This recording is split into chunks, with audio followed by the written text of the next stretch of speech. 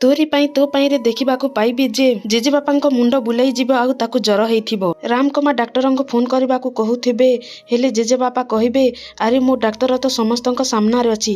ଚିକି ବୋହୂମା, ତମେ ଯେମିତି ସବୁଦିନ କାଢ଼ା କରନା, ତମ ହାତର କାଢ଼ା ପିଇଦେଲେ ମୁଁ ଏକଦମ ଠିକ୍ ହେଇଯିବି। ଚିକି କାଢ଼ା କରିବାକୁ ଯିବେ, ଆଉ ଏପଟେ ନିଶା ଠିଆ ହେଇଥିବ। ତାପରେ ରାମଙ୍କ ମା କହିବେ, ଆରେ ନିଶା ତୁ ଏମିତି କ'ଣ ଠିଆ ହେଇଛୁ, ଆସୁନୁ ଗୋଡ଼ ମାଲିସ କରିଦେବୁ। ତାପରେ ଚୁମକି କାଢ଼ା କରୁଥିବେ, ରାମ ଯିବେ ଆଉ କହିବେ, ମୋ ଚିକିର ଅପସନରେ ତମେ ମୋ ପରିବାରକୁ ବହୁତ ଯତ୍ନ ନେଉଛ, ସେଥିପାଇଁ ଥ୍ୟାଙ୍କ ୟୁ। ସେତେବେଳେ ମୁଁ ତୁମକୁ ଯାହା କହିଥିଲି ସେଥିପାଇଁ ସରି। ତମେ ଜାଣିଛ ସାହେବ, ଏ ଚୁମକି ନା ଗୁଡ୍ ଗାର୍ଲ ନୁହଁ। ହେଲେ ଏ ଚୁମକିର ସତକୁ ଏ ପରିବାର ଲୋକ ଜାଣିଛନ୍ତି ଆଉ ଚିହ୍ନିଛନ୍ତି। ଏ ପରିବାର ଲୋକ ଏତେ ମତେ ଭଲ ପାଇଛନ୍ତି ଯେ ମୁଁ ସେଇ ଭଲ ପାଇବା ଦେଖି ମୋ ମନରେ ଲୋଭ ଆସିଗଲା। ଆଉ ଚୁମକି କାଢ଼ା ନେଇକି ଯିବ, ତାପରେ ନିଶା ଗୋଡ଼ରେ ପଡ଼ିଯିବ। ଜେଜେବାପା ପିଇବାକୁ କରୁଥିବେ, ନିଶା ଗୋଡ଼ରେ ସେ କାଢ଼ା ପଡ଼ିଯିବ। ଜୋରରେ ଚିଲେଇ କହିବ, ମୋ ଗୋଡ଼। ଆଉ ଚୁମକି କହିବ, ଶୁଣ ସୁର୍ପନଖା, ସେ ଚିକି ହଉ ବା ଚୁମକି, ଏ ଚେହେରା ନା ତୋ ହାରିବାର କାରଣ। ନିଶା କହିବ, ହାରିବ ତ ତମେ ସମସ୍ତେ, ଚିକି ତାପରେ ତୁ।